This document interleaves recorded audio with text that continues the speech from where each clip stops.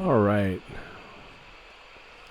you guys, just a quick training on the webinar platform itself, some setup, some basic things.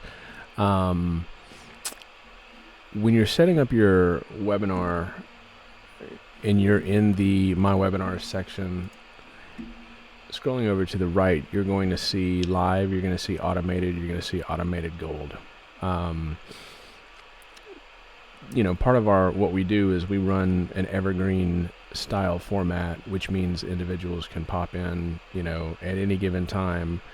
As soon as they catch notice through the ad or the organic post that a webinar is available, they'll be able to opt into it every 15 minutes on the hour or in a scheduled time of their choosing. That happens with the automated gold version. Of course, you can create a live webinar and you can do automated. The difference between automated and automated gold is the automated gold is going to be available to them more readily, right? So, it's every 15 minutes. So if an individual were to click on an ad at say 12 o'clock p.m. And they registered for the webinar at 12:01, then as they're redirected into the webinar room in the next 14 minutes, the next webinar is going to start. So if they were to opt in to the ad at say 12:13, then the next webinar would start in the next 2 minutes. Now with automated, this is a recorded video that is set to a single date or a series of dates. So it is still recorded, however, they would be specifying a date and would not have the option for, the quick view, right? Moving directly into the webinar within a matter of minutes from the time that they clicked on the ad. So automated gold is what we want. And so as you go through the process, and I'm not going to go through this right here, I'm actually going to exit out of it and move into a webinar that we have already created. I want to walk through each one of these sections here. And again, this is in the training, right? We cover it pretty extensively, but I wanted to review it here and make it available to you so that we can just have it, for the group. So on the overview tab, you have your scheduling frequency, right? Over here with these buttons, you can obviously edit your settings. We want it to be available, displaying the next 3 available sessions. Those sessions are sessions that you pick, right? Date and time, plus the just-in-time option, right? We want to schedule off the blackout dates. Moving back over here into the options, we want it to run schedule in time registration intervals of every 15 minutes. We want this set to no as far as excluding specific time. We want the instant replay to not be available. Our goal is to get these individuals to sit through the webinar. In the first pass of the actual webinar itself, they're not going to be able to fast forward, right?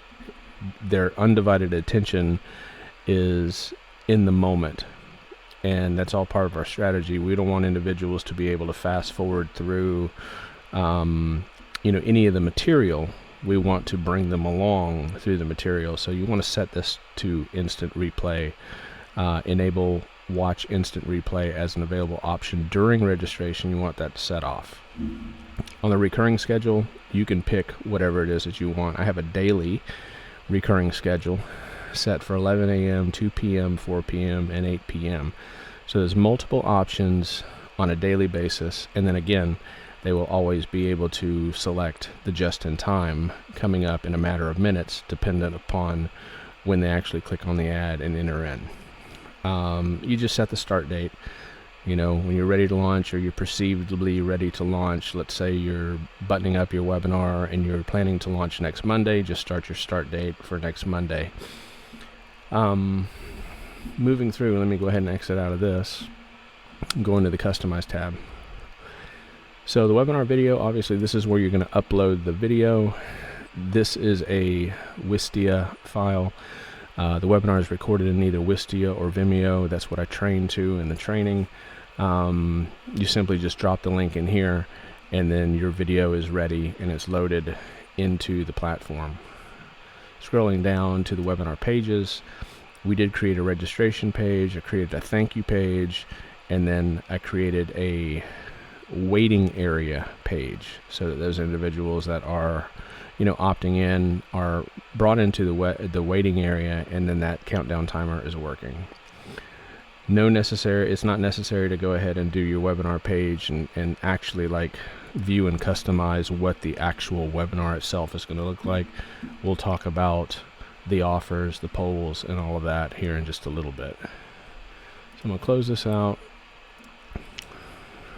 Moving back in, the call to actions. In my webinar on the B2B side, as many of you guys have already seen it, because this is my means of explaining this strategy to you, I have my call to actions at the very end of the webinar, right? The whole plan is to get you to watch as much of the webinar as possible, and at the very end, my call to action is, for you guys, it's, hey, let's give this a shot and enroll in the program. For you that are going to be presenting this to the solar customer, to the homeowner, the duration in which we want the actual call to action to take place is going to be about midway through your 50-minute to 1 hour webinar. For you, you're not selling anything. The whole premise of this is to indoctrinate, introduce yourself, gain trust, give a lot of value, further build that trust. Halfway through the webinar is when the call to action populates in the upper right hand corner, making your calendar available for them to easily select a date and time for a deeper dive evaluation or the free quote, right? And so when you set up your call to actions, I'll go ahead and add a call to action here. Let me just add an offer. This is what it looks like, right? And so you can obviously change this. Instead of get access now, it would be something to the effect of book your free quote now, or get your free consultation, or whatever the case might be. You're going to select the time duration in which you wish this to show. And so, from having recorded the webinar over into, initially when you record it in Vimeo or Wistia, let's say your webinar is 55 minutes and 27 seconds. So with that being said, you're wanting to set your time to show at the proper juncture, right? And so when you've created your webinar, when we do our evaluation of the webinar and I give it kind of my stamp of approval and we're ready to launch, then we will look at your framework. In and around the actual framework, when you're presenting the framework and giving them an opportunity to move into the booked appointment, it's at that timestamp that we would want to set the call to action to show, right? And as far as hiding it, we don't want to hide it at all. We want it to play through the entire duration from that point until the very end of the webinar. So you would set your timestamp to the very end of the webinar here, right? And so you would title it, which is for internal use only, and then you would, set your headline, which is this, set your sub-headline, which would be verbiage below it. You could change your button size. Obviously, here's your text. You would tailor that to the free quote or the free consultation or the baseline quote or whatever the case might be, right? And from there, we would just close it out. So you would save it, you would close it out. Look at my call to actions here. Now, this is my call to action for the B2B side. I have the partial program showing at 39.33. That's the juncture in which I would, my call to action in the B2B webinar that you've probably experienced populates. And I don't hide it until 52 minutes and 20 seconds, which is the very end of the webinar. That's like the last second of the webinar. Same thing with the full program, same thing with the payment plan. And in the strategy call, I have a booking link that populates at 9 minutes and 22 seconds in the B2B webinar. This would be basically the call to action that you would have, and you would populate that at probably about 30 minutes, basically 50% into your 50-minute or 1 hour webinar, right? So this is how you set the call to actions. The contact box is going to be enabled for individuals within the actual webinar itself to be able to ask questions. And so we have this set up so that the individuals are going to be asking questions if they pop up, right? We're going to encourage them during the webinar to engage and ask questions if they have them, because any engagement is good. It allows for us to follow up with interested individuals, right? So we want to encourage them to ask questions whenever they have questions. And then you just set an email address here for which you wish those questions to be sent to you via email. Again, we're not trying to purport that this is a live webinar. Honestly, it doesn't matter. These individuals are looking for information based on the ad or organic post that we're making to bring them into a registration. They're entering in a good phone number, a good email, because they know that that's how they're going to get their link to participate. And then from there, you know, obviously we have their name, and now they have the ability to ask questions, and we have the ability to follow up with them. Show attendees on the event page. I have this toggled to off. We don't necessarily, this is a, you know, this isn't a live webinar, so it's not like you're going to have 40 people in it at any given time. You're going to have people in this webinar all throughout the day, even into the wee hours of the night. Whenever it is that they see the ad and they click it, they're going to be in the webinar because the time suits them. And with that being said, we don't necessarily need to show attendees on the event page. Scrolling down to general, configure basic webinar settings such as language, time zone, etc. Your date and time format. I actually redirect individuals at the very end of the webinar. I redirect them to a landing page that's on the Solar Savings USA domain. I've spun up a landing page there, basically thanking them for their attention, and I'm giving away that free Facebook ads training course to you guys. So if you guys have seen this on the B2B side, that redirect enables you to grab that free course. There's probably over 10 hours easy of material there, and close to 30 modules in that free Facebook ads training course. So to redirect to a custom page when the session has expired, this right here is the registration. If an individual tries to enter into the webinar and they're late to the webinar, right, we do not want them to come in midway through the webinar, so we're just going to redirect them to a re-registration. That's what this link is. On the promote and share tab, once you're done with all of this, you're going to have all of these links. So you have the registration page link. There's a thank you page link, which is that thank you page that we had created. The one-click registration, the attendee join link, and then the replay link. You can have these links available, and you can provide these to anybody that you wanted to promote the webinar to. The embedded registration widget, this would be if you spun up a landing page, the main lander, say like in the Go High level, or you spun up the landing page in Lead Pages, pursuant to the training. This registration widget would be placed on that lander, and it would direct individuals into the webinar upon the clicking of the call to action button for registration. So that's what this is. Moving over into notifications. If you guys have taken the training, for those of you that are actually in the program, you know that in the webinar platform, we have the webinar reminders, and we set those up here as far as the webinar reminders, but we don't do webinar follow-ups or the power follow-ups. We actually leverage either ActiveCampaign or Go High Level.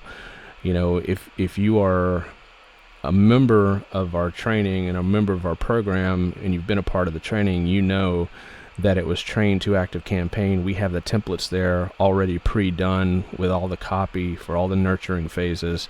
That's all done in ActiveCampaign. For those of you that are using Go High Level, we also have a snapshot where all of that has been already created for you. we just import our snapshot into your Go High Level account.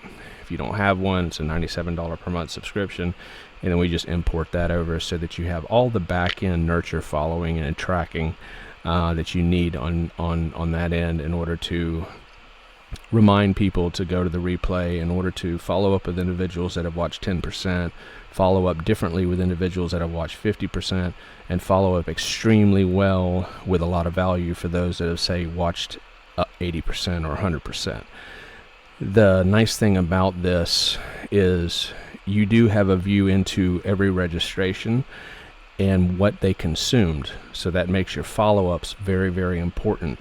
You can focus in on those individuals that have spent the majority of time being indoctrinated and watching your material, knowing full well that they're very, very interested because they spent a lot of time, and your follow-ups are more effective. So we do all of those follow-ups in the CRM, but we do set up the webinar reminders here in the webinar platform. It's really simple. If you've been in the training, you know that this is already done for you. We have all of the reminders here for each one of these segments available and already done. On the integration side, I have this integrated into Go High Level. This is where you would actually integrate the data from the webinar platform over into your CRM. There's a lot of different options here. Of course, in the training, we train to Active Campaign. Many of you solar pros out there, or many individuals that I talk to, use Go High Level, so we created that Go High Level snapshot. And so this is integrated on the B2B side. As you're watching the webinar that I provide to explain this methodology, I've integrated into my Go High Level. That's where I have all my nurturing and everything set up, so I integrated this into Go High Level. Of course, you have the webinar replay. We want to set that to enable, and no expiration on the webinar replay. Here's the link for the replay itself, and then it is the direct webinar replica, right, of what they're going to see. So the exact same thing that an individual participant that was registering for it, they're going to see the same webinar. On the analytics side, obviously this is where you see a viewpoint of analytics. This is for the for the given month or the last 30 days. 177 unique visitors here. We had 80 registrations. That's a really solid percentage, probably around, I don't know, 40+%. Let me see what that is exactly. So this represents individuals that have actually hit the landing page, right? And so number one would be 177, and number two would be 80. That's a 45%. So 45% of individuals that are hitting on the landing page from the ad organic post are actually registering. That's a really, really good ratio. And then of those 177, we have the 80 registrations, and out of those 80 registrations, 64 attendees. That's right at 80%, so that's out of sight. You have access and view to all of the statistics on the back end, and then this is where the questions populate. We talked about those earlier, so that you're going to see questions of individuals that are asking questions here. So with that being said, I just wanted to shoot this quick video to give you guys a little bit of an insight into the setup on the actual, on the webinar hosting side. Pretty straightforward for the most part. I mean, the most complex thing is doing the integration with Go High Level or the integration with Active Campaign. But then again, with both of those CRMs, we have everything already built out, the snapshot for Go High Level, and in the training, in the full program, we have everything built out, and that template also available for Active Campaign with all of those nurturing phases. Okay, so I just wanted to shoot this quick video so that you guys could understand, at a high level, how the back end is set up. It's really straightforward. This is the catalyst to, a lot of the magic that we do, aside from the actual webinar structure itself, which has been tweaked, massaged using the actual, webinar structure and the format that has been built to convert and tailor fit to the solar industry. We also have other individuals and other verticals that are using the same methodology. So with that being said, I'm going to go ahead and close this out now. I hope that this has been helpful. If you have any questions about it, please don't hesitate to chime in. But this is a view into the setup on the back end side. Okay, thanks so much.